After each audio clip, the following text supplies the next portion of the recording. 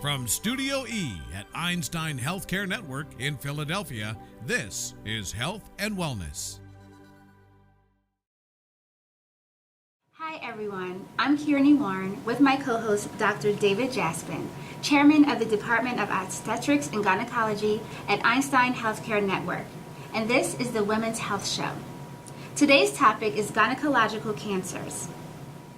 Okay, Dr. Jaspan, let's get right to the questions from our viewers.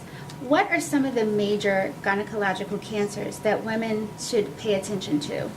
So the cancer that most women are most concerned about is ovarian cancer, because they have friends or family members or have heard of people who have went to the gynecologist, had a cancer, then they had to have chemotherapy and lost their hair. However, fortunately for women, that's not the most common cancer.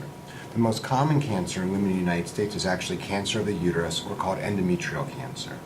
The second cancer people need to be aware of is cervical cancer, followed by vaginal cancer and cancer of the outside of the vagina called the vulva.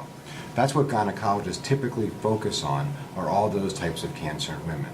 Of course, we also are concerned about and screen women for breast cancer, but that's less likely to be taken care of in the gynecology office. Does age matter when it comes to the risk factors of gynecological cancers? It does. The most common cancer, endometrial cancer, cancer of the uterus, is generally seen in women who have already gone through menopause.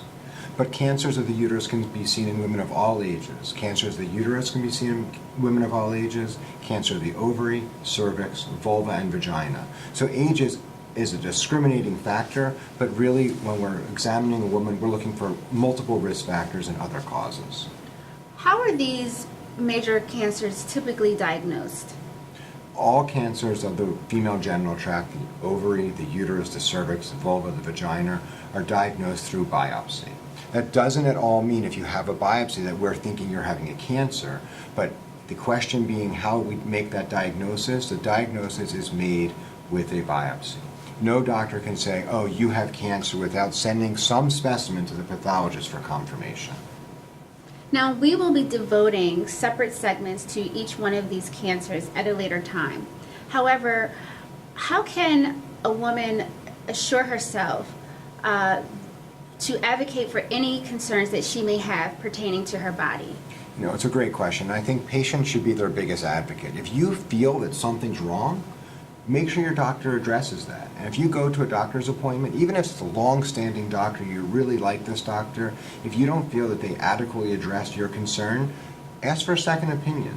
So if you had bleeding that's not normal, if you have pain you're uncertain of and you're scared, and no one does a workup that you feel is appropriate or provides you an explanation that you feel comfortable with, then it's my strong suggestion you seek a second opinion. Thank you, Dr. Jaspan. Be sure to watch more episodes on this topic and other issues of interest that affect women and their daughters on the Women's Health Show. We'll see you next time.